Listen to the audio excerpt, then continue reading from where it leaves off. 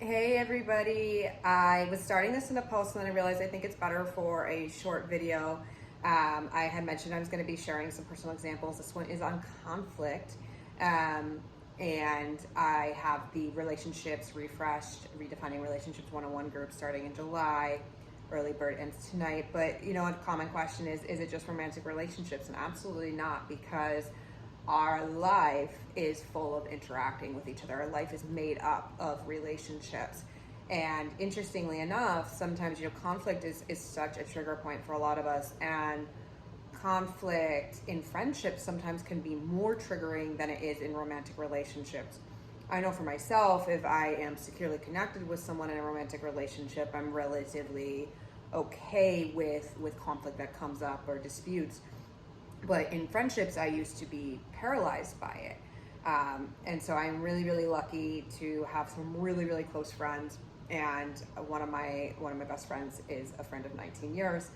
And I remember a few years ago, she was somebody who was comfortable with conflict, but I was late and I hadn't really kept her in the loop. And when I got there, I knew she was upset with me. And I couldn't make eye contact. I couldn't look at her. I just kind of kept mumbling sorry. And then, when we had to talk about it, I was just like trying to avoid it, super uncomfortable. And the thing is that conflict really, really brings out that sort of dysregulated nervous system. And a lot of times we don't realize that's happening.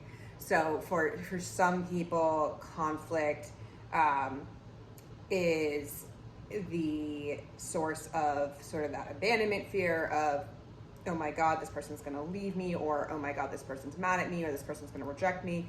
There is the other side of the coin of when it comes up, it is this sense of like, there's too many, I'm feeling too much, I'm not comfortable with this, so I'm going to shut down. And I may stonewall the person, which means I basically walk out, I disengage. I may, pull back, shut down, not talk, or disown what's really happening for me and not express what the experience is like for me. And then sometimes too, when we get dysregulated in the conflict, that happens too, right? And you see that a lot in romantic relationships. It escalates into one thing after the next. It started with this one little bickerment, and now we're into discussion about what's wrong with the other person, or this theme's gone on for, all the themes that have gone on in the last year that we're annoyed about.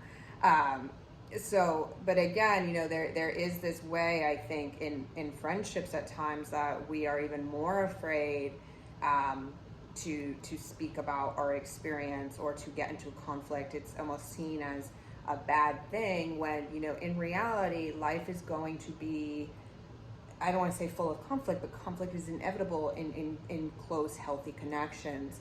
And it's recognizing the way we dysregulate in those moments. So that means the way our nervous system gets a bit unbalanced.